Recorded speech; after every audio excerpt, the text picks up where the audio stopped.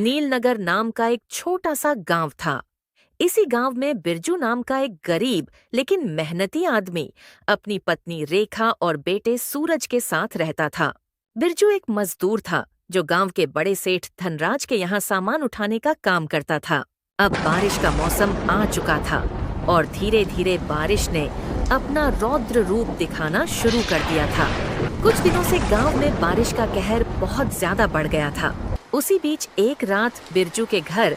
बिरजू, बहुत ज्यादा बारिश हो रही है।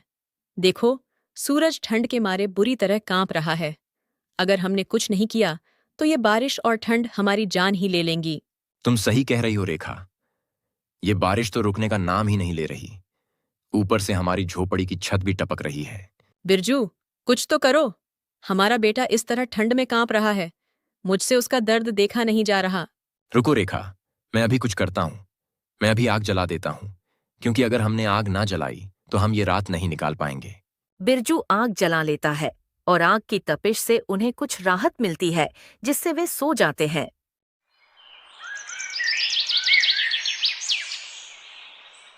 सुबह होते ही बिरजू अपने काम पर निकल जाता है, लेकिन काम पर भी उसे अपने परिवार की चिंता लगातार सताए जा रही थी। क्यों ना मैं मालिक से कुछ पैसे मांग लूं? घर पर खाने को कुछ भी नहीं है। अगर मालिक कुछ पैसे उधार दे दें तो घर का खर्च चल जाएगा। ये सोचकर बिरजू अपने मालिक के पास पहुंच जाता है। मालिक, क्या आप मुझे कुछ पैसे उधार दे सकते हैं? मेरे घर पर खाने को कुछ भी नहीं है। घर में सबको भूखा सोना पड़ रहा है। अगर आज मदद नहीं मिली तो सच कह रहा हूं, घर में चूल्हा तक नहीं जलेगा। अरे बिरजू, पिछले महीने भी तो तूने मुझसे उधार लिया था। अब तक उसकी रकम नहीं चुकाई। तू अब तक 3 बार मुझसे पैसे उधार ले चुका है और फिर से उधार मांगने आ गया। ये कब तक चलेगा? हर बार मजबूरी बताकर उधार ले लेता है। मालिक, मैं जानता हूं कि मुझ पर पहले से उधार बाकी है, लेकिन हालात ऐसे हो गए हैं कि मदद मांगने के अलावा कोई रास्ता नहीं बचा। बच्चे भूखे हैं, बीवी रो रही हैं और घर में दाने दाने की तंगी है। ठीक है बिरजू, काम खत्म करने के बाद मेरे पास आ जाना। मैं तुम्हें पैसे दे दूंगा, लेकिन इस बार इसे आखिरी बार समझना और अगली बार वादा निभाना। बिरजू जल्दी से अपना काम खत्म करता है और सेठ जी से पैसे लेकर राशन लेने चला जाता है। जैसे ही बिरजू राशन की दुकान पर पहुंचता है, वहां कुछ लोग आपस में बातें कर रहे होते हैं। अरे राम भाई, आपने सुना कि इस बार बारिश कुछ ज्यादा ही भयानक होगी? हाँ केतन भाई, मैंने भी यही सुना है। लोग कह रहे हैं कि इस बार कुदरत का कहर बरसेगा और कई इलाकों में पानी ही पानी हो जाएगा। अरे राम भाई, पानी पानी क्या? मैंने तो यहाँ तक सुना है कि कच्चे घर और झोपड़ियां सब बह सकती हैं। नदी नाले उफान पर होंगे और लोगों को संभलने का भी मौका नहीं मिलेगा। सही कह रहे हो केतन भाई। इस बार की बारिश आम बारिश नहीं होगी। यह तबाही बनकर आएगी। खेत खलिहान सब जलमग्न हो जाएंगे। सड़कों पर पानी का समंदर होगा और कई जगह जनजीवन ठप पड़ जाएगा। राशन की दुकान पर राम और केतन की बातें सुनकर बिरजू बहुत डर जाता है। अरे राम भाई, ये आप कैसी बातें कर रहे हो?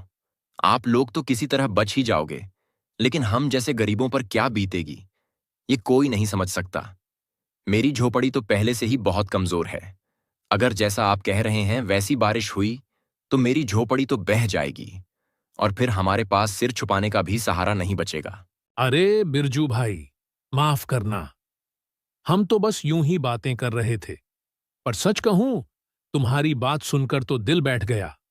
सच में जब ये बारिश कहर बनकर टूटेगी तो सबसे ज्यादा मुसीबत गरीबों पर ही आएगी। हाँ बिरजू भाई, हमारे पास तो पक्के मकान हैं, सुरक्षित जगह है, लेकिन तुम्हारी झोपड़ी ही तुम्हारा पूरा आशियाना है। बस एक तेज हवा का झोंका और सब खत्म। यह सोचकर ही रूह कांप जाती है। आप लोग तो बैठकर सिर्फ बातें कर सकते हो, पर हमारी सोचो, जिन्हें आज के खाने के लिए भी सोचना पड़ता है। ठीक कह रहे हो बिरजू भाई। इंसान की सबसे बड़ी कमजोरी होता है उसका भूखा पेट। चलो, जो भी हो, तुम बताओ, तुम्हें क्या लेना है? बस मुझे थोड़ा आटा दे दो भाई। घर में बच्चे भूख से परेशान हैं। बारिश की चिंता बाद में करेंगे, पहले उनके लिए 2 वक्त की रोटी का इंतजाम करना है। बिरजू राशन की दुकान से आटा लेकर अपने घर लौट आता है। रेखा, तुमने सुना? आज की रात बहुत खतरनाक होने वाली है। मौसम विभाग ने चेतावनी दी है कि इस बार की बारिश बहुत तेज होगी। हवाएं आंधी का रूप ले सकती हैं। हाँ बिरजू, मुझे भी डर लग रहा है। पिछली बार भी बारिश में छत टपकने लगी थी और इस बार तो हालात और भी खराब हैं। देखो रेखा, हम परेशान होकर कुछ नहीं कर सकते। अभी इस पर बाद में सोचेंगे। इस वक्त मेरा पेट खाली है, और जब पेट खाली होता है तो दिमाग सही से काम नहीं करता। तो पहले खाना लगाओ, उसके बाद बैठकर इस परेशानी का हल निकालेंगे। रेखा, सूरज और बिरजू दोनों को खाना दे देती है। दोनों खाना खाकर लेट जाते हैं। ऐसे ही देखते देखते कुछ दिन बीत जाते हैं और फिर एक रात, जब बिरजू और उसकी पत्नी रेखा सो रहे होते हैं, तभी बाहर आकाश में काले बादलों का साम्राज्य फैल जाता है। ठंडी हवाएं सिहरन पैदा करती हैं। बिजली की तेज रोशनी अंधेरे को चीरकर पल भर के लिए पूरी धरती को रोशन कर देती है। फिर अचानक एक जोरदार आवाज के साथ बिजली कड़कती है और सीधा बिरजू के घर पर गिरती है। बिजली गिरने के कारण उसकी छत पर दरारें आ जाती हैं, जिससे बारिश का पानी और तेजी से टपकने लगता है। इतनी तेज आवाज से बिरजू का पूरा परिवार डर कर उठ जाता है। हे ऊपर वाले, ये तूने हम पर कौन सा कहर बरपा दिया? पहले ही हम जिंदगी की मुश्किलों से जूझ रहे थे, और अब ये नया तूफान। घर की दीवारें तो पहले ही कमजोर थीं, अब छत भी टपकने लगी है। लगता है हमारी किस्मत में सुकून लिखा ही नहीं। बिरजू, ये वक्त रोने का नहीं है, ये वक्त कुछ करने का है। इस बारिश के कारण हमारे घर की हालत बहुत खराब हो चुकी है। चारों तरफ से घर में पानी भर रहा है। अगर बारिश ऐसे ही चलती रही तो हमारी मुश्किलें और बढ़ जाएंगी। हमें कुछ करना होगा, नहीं तो हम सब बीमार पड़ जाएंगे। पापा, ये बारिश कब रुकेगी? मुझे बहुत डर लग रहा है, कहीं हमारा घर पूरा गिर न जाए। ये डरने का समय नहीं है सूरज बेटा, हमें मजबूती से खड़ा रहना होगा। आज की रात जैसे भी हो काटनी ही पड़ेगी, लेकिन सुबह होते ही मैं इस हालात से लड़ने का कोई ना कोई रास्ता निकालूंगा। ये बारिश हमें हरा नहीं सकती, हमें इस मुश्किल से बाहर निकलना ही होगा। किसी तरह वह रात गुजार लेते हैं और फिर अगली सुबह। बिरजू, अब और नहीं, हम इस घर में ज्यादा देर तक नहीं रुक सकते। छत टपक रही है, दीवारें कमजोर हो चुकी हैं। अगर फिर बारिश तेज हुई तो यह घर किसी भी वक्त गिर सकता है। हमें यहां से निकलना ही होगा। तुम बिल्कुल सही कह रही हो रेखा।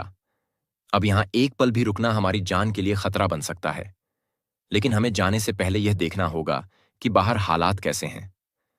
मुझे सिर छुपाने के लिए कोई दूसरा ठिकाना देखना होगा। मैं जरा बाहर तक जा रहा हूं। इस बारिश और तूफान के बीच जाकर देखता हूं कि कोई मदद मिल सकती है क्या। बिरजू अपने घर से निकलकर जैसे ही गांव के मंदिर के पास पहुंचता है, वो देखता है कि वहां पर एक बड़ा सेठ कंबल बांट रहा होता है। बिरजू भी कंबल लेने चला जाता है। सेठ जी, मैं बहुत ही गरीब हूं। मेरे ऊपर दुखों का पहाड़ टूट पड़ा है। कल रात की तेज बारिश ने मेरी झोपड़ी में जगह जगह छेद कर दिए हैं। अब मेरे पास सिर छुपाने की भी जगह नहीं है। ठंड से मेरा बच्चा कांप रहा है, पत्नी भूख के मारे परेशान है। मैं आपसे हाथ जोड़कर विनती करता हूं, मेरी मदद कीजिए। अरे भाई, चिंता मत करो। ऊपर वाले का दिया बहुत कुछ है, और अगर यही धन जरूरतमंदों के काम ना आए तो इसका क्या फायदा। हम ये कंबल बांटने के लिए ही लाए हैं, ताकि इस बारिश और ठंड में कोई गरीब परेशान न हो। तुम्हारी हालत देखकर मैं समझ सकता हूं कि तुम्हें इनकी सबसे ज्यादा जरूरत है। लो, 2 नहीं बल्कि 3 कंबल ले जाओ, ताकि तुम्हारे बच्चे भी ठंड से बच सकें। अगर और किसी चीज की जरूरत हो तो बेहिचक बताना।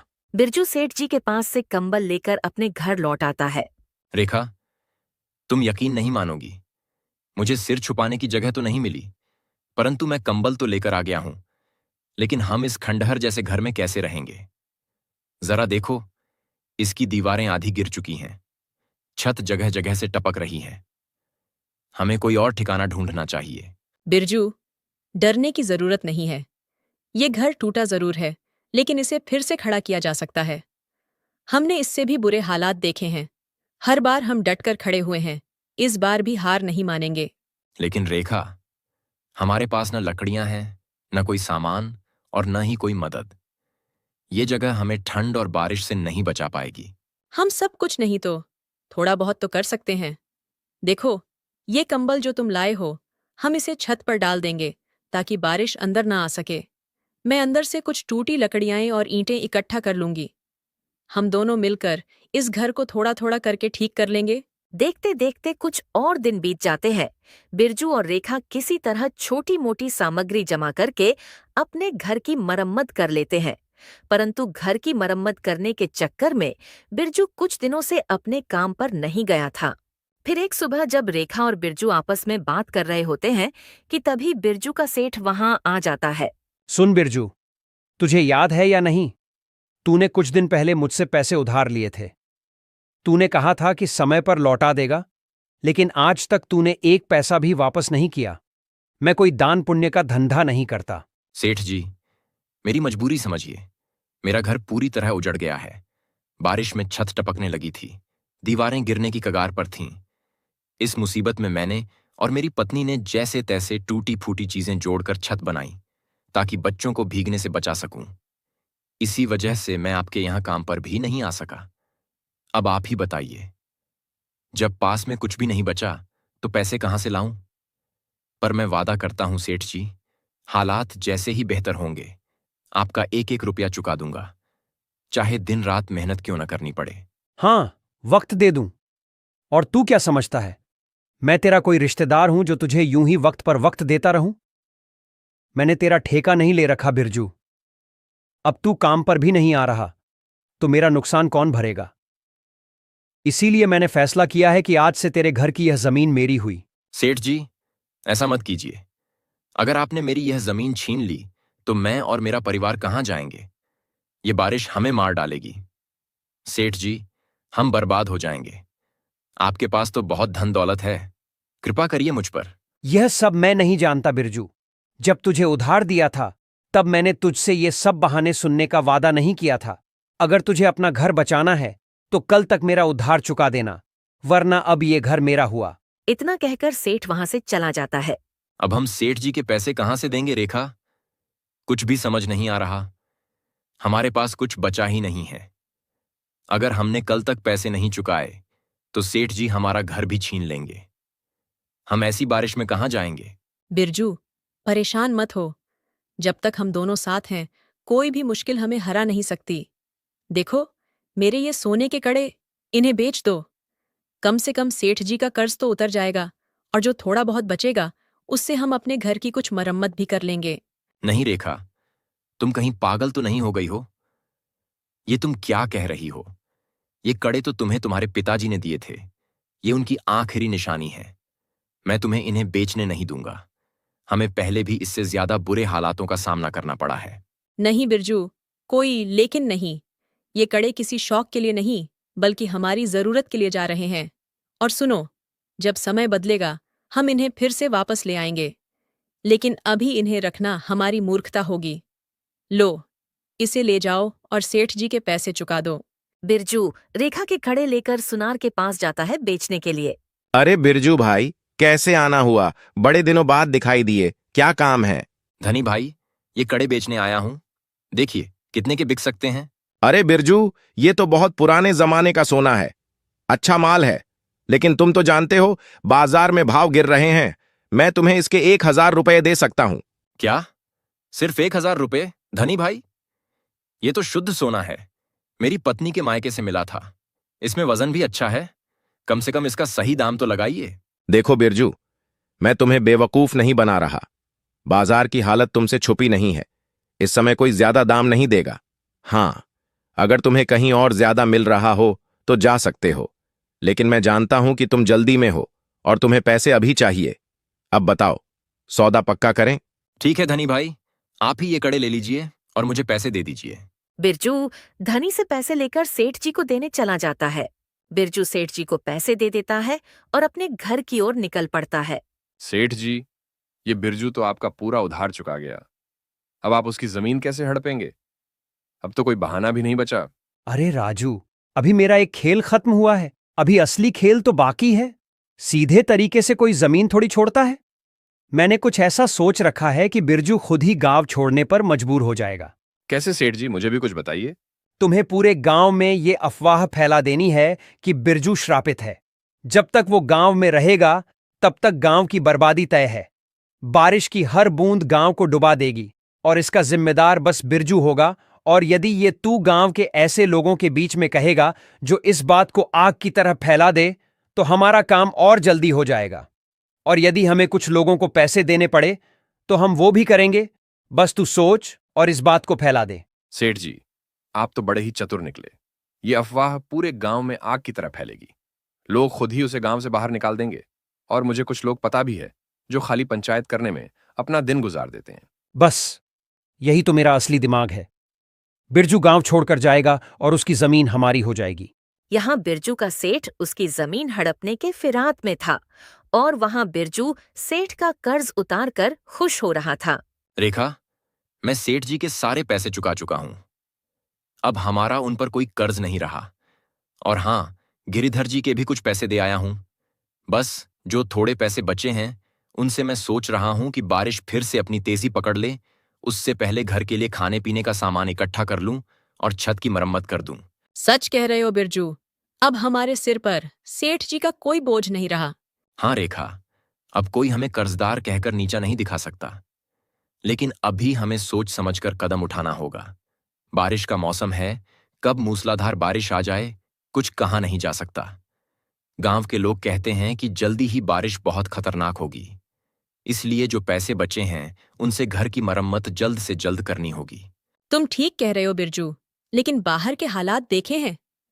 हवा तेज हो रही है, बिजली चमक रही है और कभी भी जोर की बारिश हो सकती है। ऐसे में बाहर जाना ठीक रहेगा क्या? कुछ ही देर बाद देखते ही देखते बारिश पूरे गांव पर कहर बनकर टूट पड़ती है। घरों की छतें टपकने लगती हैं। नदियों का जल स्तर बढ़कर किनारों को तोड़ने लगता है। इस भयंकर बारिश को गिरता देख बिरजू के सेठ का नौकर राजू झूठी अफवाह फैलाने निकल पड़ता है और आकर केतन और राम से मिलता है। अरे भाई, ऐसी बारिश तो मैंने अपनी पूरी जिंदगी में नहीं देखी। चारों तरफ पानी ही पानी है। अगर यह बारिश यूं ही जारी रही तो पूरा गांव डूब जाएगा। हाँ भाई, बात तो तुम्हारी सही है। हालात बद से बदतर होते जा रहे हैं, लेकिन हम कर भी क्या सकते हैं। ये बारिश तो जैसे कहर बनकर टूटी है। तुम लोग इस बारिश के कहर को देख रहे हो, पर तुम लोग जानते हो ये बारिश किसी आम वजह से नहीं हो रही। क्या मतलब? कैसी बातें कर रहे हो राजू? साफ साफ बताओ। अरे, मैंने ये उड़ती उड़ती बात सुनी है कि ये बारिश बिरजू की वजह से हो रही है। बिरजू? वो तो हमारे गांव का ही रहने वाला है। बेचारा सीधा साधा व्यक्ति है। भला उसकी वजह से बारिश कैसे हो सकती है? तुम लोग शायद नहीं जानते, लेकिन मैंने सुना है कि बिरजू श्रापित है। जब तक वह इस गांव में रहेगा तब तक ये बारिश थमने का नाम नहीं लेगी। ये तुम कैसी अंधविश्वास वाली बातें कर रहे हो राजू? अंधविश्वास नहीं, सच्चाई कह रहा हूं। बुजुर्गों ने कहा था कि अगर गांव में किसी के घर पर बिजली गिरी और यदि उस घर के लोगों को गांव में रहने दिया तो कुदरत का कहर इस तरह बरसेगा कि पूरा गांव तबाह हो जाएगा। और देख लो, यही हो रहा है। तुम लोगों को पता है ना कि बिरजू के घर पर बिजली गिरी थी कुछ दिनों पहले। फिर क्या था, ये बात पूरे गांव में आग की तरह फैल जाती है और फिर सभी गांव वाले बिरजू के घर की ओर जाते हैं ताकि उसके पूरे परिवार को गांव से निकाल सके। बिरजू, अब ये गांव तुम्हें और सहन नहीं कर सकता। हम सबको पता चल चुका है कि यह अनवरत बारिश तुम्हारी वजह से हो रही है। तुम श्रापित हो और तुम्हारी वजह से पूरा गांव संकट में पड़ गया है। नहीं मुखिया काका, ऐसा मत कहिए। मैं कोई श्रापित नहीं हूं। मैं तो बस इस गांव का एक साधारण निवासी हूं। यह बारिश तो ऊपर वाले की मर्जी है।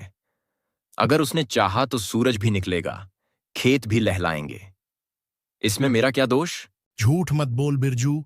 जब से तेरे घर पर बिजली गिरी है तब से यह बारिश थमने का नाम नहीं ले रही। खेत पानी में डूब चुके हैं, घर गिर रहे हैं, जानवर मर रहे हैं और तू कह रहा है कि यह तेरा दोष नहीं। हाँ, बिरजू को गांव से निकालो, ये श्रापित है। नहीं नहीं, ऐसा मत कीजिए। अगर आपने मुझे गांव से निकाल दिया तो मैं कहां जाऊंगा? मेरा एक छोटा सा बच्चा भी है। हम इस मूसलाधार बारिश में मर जाएंगे। क्या आपकी इंसानियत इतनी मर चुकी है कि एक बेसहारा आदमी और उसके बच्चे को इस तबाही में धकेल देंगे?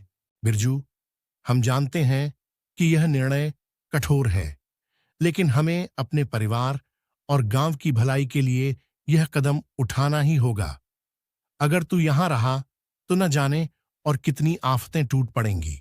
तो क्या यह न्याय है काका? इतने सालों तक मैंने इस गांव के लिए मेहनत की, सबका साथ दिया, कभी किसी का अहित नहीं चाहा, और आज जब मुसीबत आई तो तुम लोग मुझे पराया कर रहे हो। हम कोई जोखिम नहीं उठा सकते। या तो तू खुद चला जा या फिर हमें मजबूरन कोई और रास्ता अपनाना पड़ेगा। फिर क्या था, गांव वालों की ऐसी खरी खोटी बातें सुनकर बिरजू अपनी पत्नी रेखा और बेटे राजू को लेकर जंगल की ओर निकल जाता है। बिरजू, हमें गांव वालों ने अपने ही घर से निकाल दिया। अब हमारा कोई ठिकाना नहीं रहा। हम इस घने जंगल में कहाँ जाएंगे? कब तक भटकते रहेंगे? हाँ रेखा, ये सच है कि अब हमारे पास कोई घर नहीं रहा, लेकिन हमें हार नहीं माननी चाहिए। हम इस जंगल में रह सकते हैं, बस हमें सही तरीके से जीना सीखना होगा। लेकिन हम रहेंगे कहाँ? अगर बारिश ने फिर से अपनी रफ्तार पकड़ ली तो हम सिर कहाँ छिपाएंगे? और इस जंगल में जंगली जानवरों का भी खतरा रहेगा। अगर हमने जल्दी कोई ठिकाना नहीं ढूंढा तो इस जंगल में रात काटना मुश्किल हो जाएगा। रेखा, तुम्हें याद है जब हम छोटे थे तो पेड़ों पर मचान बनाया करते थे? क्यों ना हम एक पेड़ पर अपना घर बना लें? पेड़ पर घर? क्या ये मुमकिन होगा बिरजू? बिल्कुल। इससे हमें 2 फायदे होंगे। पहला, हम जंगली जानवरों से सुरक्षित रहेंगे और दूसरा, बारिश से भी बच पाएंगे। हमने पहले भी घर बनाने का काम किया है, तो यह भी कर सकते हैं। बिरजू फिर बिना कुछ सोचे जंगल से लकड़ियां और बांबू जमा करता है और कुछ ही देर में एक पेड़ पर छोटा सा घर बना लेता है। बिरजू, यकीन नहीं होता। ये घर तो हमारे पहले घर से भी ज्यादा अच्छा और मजबूत लग रहा है। हमारी मेहनत रंग लाई। अब ना तो हमें बारिश की चिंता होगी और ना ही जंगली जानवरों का डर। सच कह रही हो रेखा। जब हमें गांव से निकाल दिया गया था, तब लग रहा था कि अब हमारा कोई ठिकाना नहीं रहा। लेकिन देखो, हमने अपनी मेहनत से खुद एक नया घर बना लिया। ये कोई मामूली घर नहीं है, यह हमारी हिम्मत और एकता का प्रतीक है। और ये सब सिर्फ तुम्हारी ताकत और हुनर की वजह से हुआ है बिरजू। अगर तुम यह आइडिया नहीं देते तो शायद हम अब भी किसी गुफा या झाड़ी के नीचे पड़े होते। अब तो तुम जंगल में रहने वाली किसी विशेषज्ञ की तरह बात कर रही हो। अच्छा, अब मैं थोड़ा जंगल में जाकर कुछ खाने का इंतजाम करता हूँ। शायद कुछ फल मिल जाए। यहाँ बिरजू ने अपने परिवार के लिए जंगल में पेड़ के ऊपर एक बेहतरीन घर बना लिया था और वहीं गांव में अभी भी मूसलधार बारिश लगातार हो रही थी, जिसकी वजह से पूरे गांव में पानी भर गया था। गलियों में पानी लबालब भरा था, खेत जलमग्न हो चुके थे और लोगों के घरों में भी पानी घुसने लगा था। गांव के तालाब और नाले उफान पर थे, जिससे सड़कें डूब चुकी थीं और लोगों का आना जाना मुश्किल हो गया था। अरे, यह गांव तो पूरा पानी में समा चुका है। हमें यहाँ से जल्द निकलना होगा, वरना हमारी जान भी खतरे में पड़ जाएगी। हाँ मुखिया जी, ये पानी तो हर पल बढ़ता ही जा रहा है। अगर हम और देर यहाँ रुके तो हम भी इसमें बह जाएंगे। हमें अब देरी नहीं करनी चाहिए। हे भगवान, हमें माफ कर दो। हमसे जो भी गलती हुई हो उसे क्षमा करो।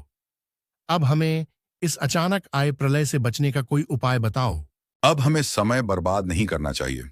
अगर अपनी जान बचानी है तो हमें जल्द से जल्द जंगल की ओर भागना होगा। कम से कम वहां ऊंचाई पर जाने से हम इस पानी के कहर से बच सकते हैं। सभी गांव वाले जंगल की ओर निकल पड़ते हैं। जंगल में पहुंचते ही उन्हें बिरजू का घर दिखता है। वे देखकर चौंक जाते हैं कि पेड़ पर यह घर किसने बनाया। तभी बिरजू आता है।